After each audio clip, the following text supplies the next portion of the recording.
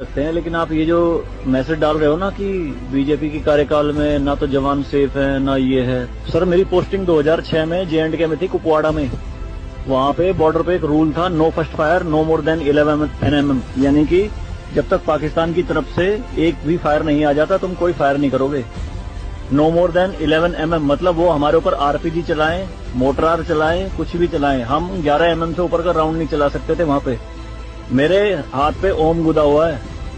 इस ओम के गुदे होने की वजह से मुझे हाथ में रुमाल बांध के ड्यूटी करनी पड़ती थी वहाँ पे।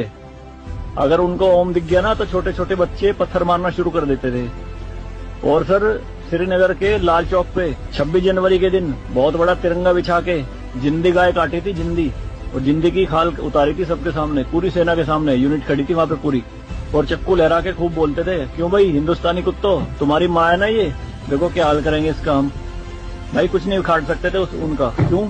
क्योंकि सेंट्रल में गवर्नमेंट गंडवी थी, नपुंसक गवर्नमेंट थी। हमारे सर पे चौकी बना ली थी उन्होंने, जो LAC है ना, LOC, उस पे बिल्कुल वहीं 50 मीटर के दायरे में। और रात में बड़े बड़े स्पीकर पे माइक पे बोलते थे पाकिस्तानी रेंजर्स, अरे अपनी बहनों के एक रात के लिए हमें दे दो, क्या हुआ हिंदुस्तानी नपुंसको, चलाओ गोली। कुछ नहीं कर सकते थे उनका। 2014 में जब गवर्नमेंट चेंज हुई तो सेना अध्यक्ष बिपिन रावत साहब जब उनसे मिले तो उन्होंने बताया कि बॉर्डर के हालात खराब है सर, छूट नहीं है जवानों को कुछ भी। तो PM मोदी ने कहा था कि छूट मेरी तरफ से पूरी है, मैं नहीं जाऊंगा वहां लड़ने, तुम जाओगे। आज की डेट में आप मुझे एक भी चौकी बता दो अगर वहां ढूंढने से मिल जाए। दूरबीन लगा के देखनी पड़ती है पहाड़ों में, वो भी बंकरों में है अंदर, सारी लगा दी उन्होंने तोप उड़ा के।